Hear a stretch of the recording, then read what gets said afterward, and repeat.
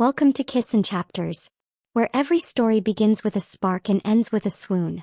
If you love heart-fluttering romances, unexpected twists, and characters you'll root for, you're in the right place. Don't forget to like, subscribe, and hit the notification bell so I can keep bringing you more sweet, emotional, and unforgettable stories. Let's fall in love with every chapter, together. Chapter 10. The Choice Between Worlds. The wind howled that night.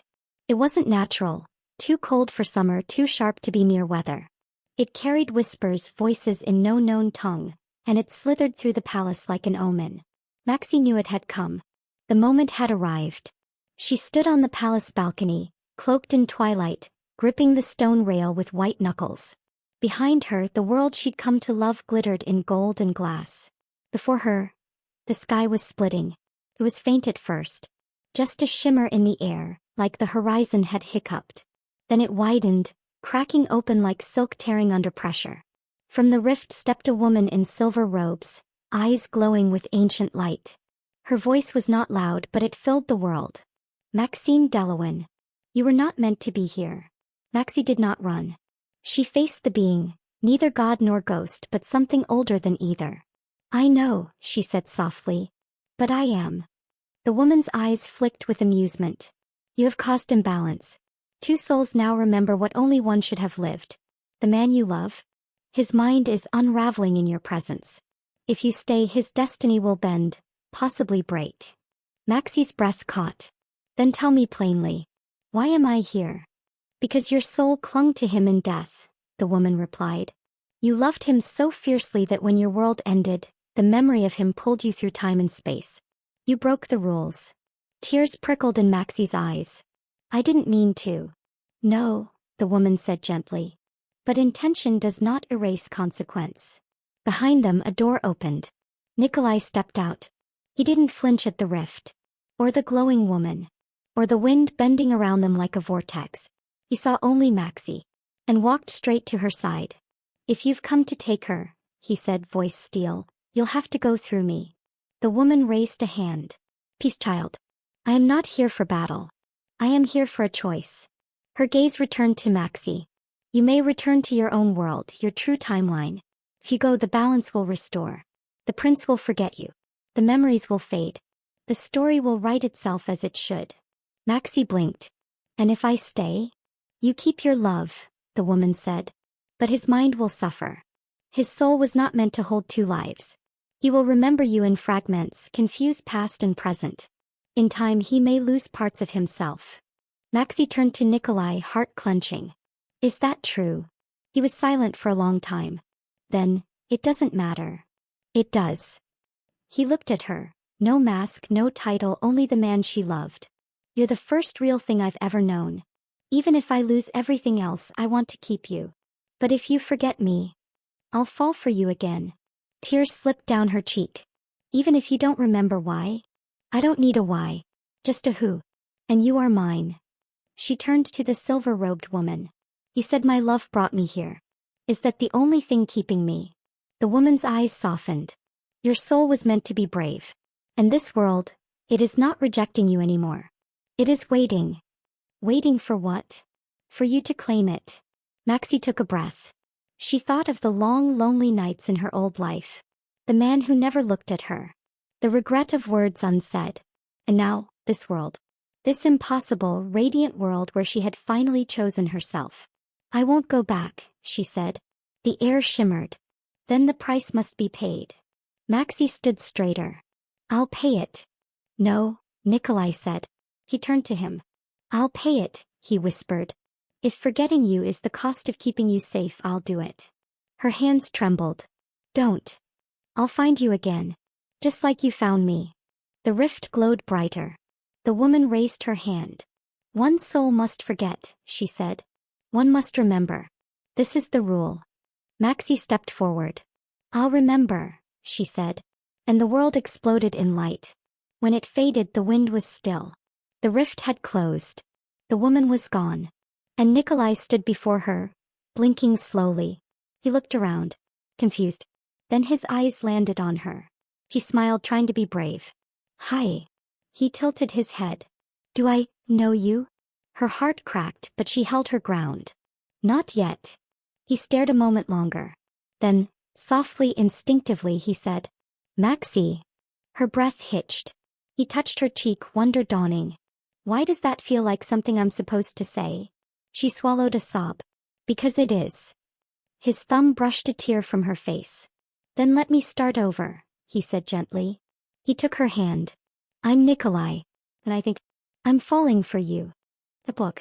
Months later, the Empire watched as the Crown Prince took a bride unlike any before her. There were whispers, of course. But none dared challenge her again. Because when he kissed her at the altar, he didn't hesitate. And when he whispered Maxie in her ear, she knew. He remembered enough. And they had the rest of their lives to fill in the missing pieces. Bonus chapter. When the stars fell again. The royal estate in the countryside was nothing like the palace. No guards at every turn. No court whispers. No pressure to bow or speak perfectly. Just green hills, quiet breezes, and birdsong at dawn. And in the evenings, stars. So many stars. Maxie sometimes felt like she was floating in a memory too beautiful to be real. Tonight, she lay back on a picnic blanket in the garden. A soft breeze played with the hem of her linen skirt, and fireflies drifted lazily above her head. Beside her, Nikolai was pointing at constellations he was definitely inventing. That one, he said, is the dragon of disharmony. That's a crooked spoon, Maxie deadpanned. No, see, his tail is made of those 3 stars. He's very misunderstood. She laughed and rolled toward him, propping her chin on her hand. You're terrible at astronomy. I'm excellent at lying with confidence. That's practically the same thing. He poked his chest. You're a prince.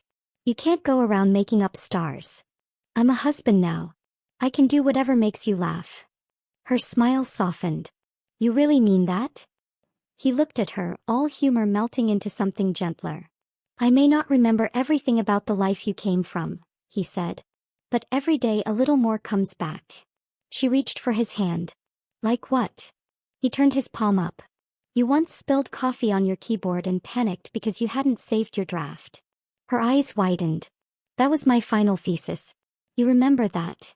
I remember you nearly crying. And me handing you my USB drive. You stared at me like I was the Messiah. Maxie burst into laughter. I did. You saved it. I didn't even know your name then. But I couldn't watch you break. Her laughter faded into something quieter. Warmer. You were always watching, weren't you? I think, he said softly, I've been watching you across lifetimes.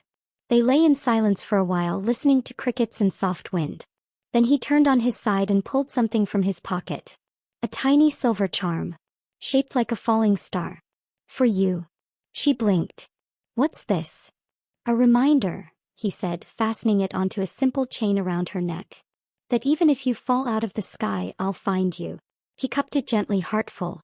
I didn't need a gift. I did, he said. I needed to give you something real. Something from this life. She leaned in then, slow and sweet, and kissed him under the open sky. And in that moment, warmth, stars, laughter, and love, she knew. She didn't need to remember her past life in full. Because this one was more than enough. Bonus Chapter 2. The day he remembered everything. The first snow of winter fell gently over the royal gardens. Maxie stood by the greenhouse window, a cup of rose tea in her hands. Outside, the fountains had been turned off for the season, and the frost painted the hedges in shimmering lace. Somewhere beyond the trees, children from the village were laughing as they tossed snowballs. Behind her, soft footsteps padded across the marble floor. She didn't need to turn. Nikolai. He wrapped his arms around her from behind, his chin resting on her shoulder. You always know it's me, he murmured. I always will. They stood there for a long while in comfortable silence, watching the snowfall. Then he whispered, I remembered something else last night. Maxie turned slowly, setting her cup down. What was it? He looked at her as though she were made of stars. It was raining. You were standing under a tiny awning near a convenience store. You had no umbrella. And I offered you mine. Her eyes widened. That was before we even spoke, she said softly. In my old life. You walked me to the bus stop and never asked for anything in return. I remember thinking, he continued, voice low, that I wanted to keep you dry for the rest of my life. Her throat tightened. He took her hands and placed something in her palm, a tiny weathered coin. You dropped this that night. You never noticed. I picked it up and kept it. I don't know why. She opened her hand. The old metro token from a transit line that didn't exist in this world sat nestled in her palm. Her fingers trembled. You kept this through 2 lifetimes? I think I kept you through 2 lifetimes. He kissed her forehead. I remember it all now, Maxie. The city. The coffee. The regret. The wish that I had said something sooner. It came back to me last night in a dream, but this time it stayed. Tears filled her eyes. Nikolai. He smiled gently, brushing them away. I told you I'd fall for you again. And you did. He leaned closer. Now let me spend the rest of this life loving you the way I should have the first time. Later that evening, they lit a fire in the reading room and curled up together on the rug, wrapped in one blanket. The snow continued to fall outside. Inside, the man who had once been only a distant dream now held her like the world made sense again. And Maxie knew, this was not just a second chance. It was there forever. Extra 1. The man she left behind. Ethan hadn't thought about her in a long time. He couldn't even remember her name, just the feeling she left behind. A soft kind of sorrow. A warmth that didn't belong to anyone he knew. He'd see her sometimes in his dreams. A woman standing at the edge of a bus stop in the rain, holding a cup of coffee she never drank. Her smile always came with a twist of regret. He didn't know where the dreams came from. Only that they always left him with a strange ache he couldn't explain. In his waking life, Ethan moved on. He built a quiet, respectable career. Went on dates. Fell in love once or twice. But it never stuck. Because somewhere in some forgotten corner of his heart, he was waiting for someone he had already missed. He never knew that she had loved him. Never knew that she died carrying his name like a silent prayer. And he would never know that in another world, in a life far from his own, she finally found the love he couldn't give her. And she was happy. Extra 2. The day she was crowned. They didn't cheer for her the first time she walked into the court. They whispered, judged, measured her worth by her lineage, her silence, her lack of a title. But over time, they saw the way the crown prince looked at her. They watched how she studied their laws, listened to their people, and stood beside him not as a shadow but as a flame. She didn't come from power. But she earned every inch of it with quiet strength and stubborn kindness. And so, on the spring day when she was officially named Crown Princess, there were no more whispers. Only standing ovations. She wore no heavy jewels, just a silver circlet and a smile. And when Nikolai placed the crown on her head himself, he whispered where only she could hear. Not because I love you, but because you deserve it. The nobles bowed. The people cheered. And for the first time, she wasn't just his choice. She was the Empire's. Extra 3. 10 years later. The promise we kept. 10 years later, the Empire had changed. The old court politics, dusted away like cobwebs. The House of Everhart had become a symbol of a new era. One led not by fear but by love, reform, and unity. And at the heart of it all was her. Crown Princess Maxine Delawin, once a quiet girl from a forgotten world, now stood as one of the most beloved royal figures in history. She sat in the royal garden that morning, surrounded by laughter. Not courtly applause. Not noble praise. But the giggles of 2 small children. A little boy with sharp gray eyes raced barefoot across the grass, while his younger sister toddled behind him, stubbornly holding up her flower crown like a prize. "Mama," she cried, "look, I made you a hat." Maxie laughed, lifting her daughter into her arms. "I love it," she whispered. "It's perfect." From behind the garden arch, a familiar voice called, "Excuse me, that was supposed to be my flower crown." Maxie turned, smiling before she even saw him. Nikolai, still just as handsome, only now with a touch of silver at his temples, walked toward her with that same lopsided grin. She handed him the flower crown. "You'll have to share, Your Majesty." He knelt beside their children, pulling them into a loose embrace. And as the sun broke through the clouds, he kissed Maxie's forehead and murmured, "Told you I'd fall for you again." She smiled. "You've been falling for me every day for 10 years. And I plan to fall for 10 more lifetimes." That night, after the children were asleep and the palace was quiet, Maxie and Nikolai stood on the same balcony where it had all started, beneath the stars. There was no magic rift in the sky this time. No choice to be made. No forgotten past chasing her. Only this life. This love. This forever.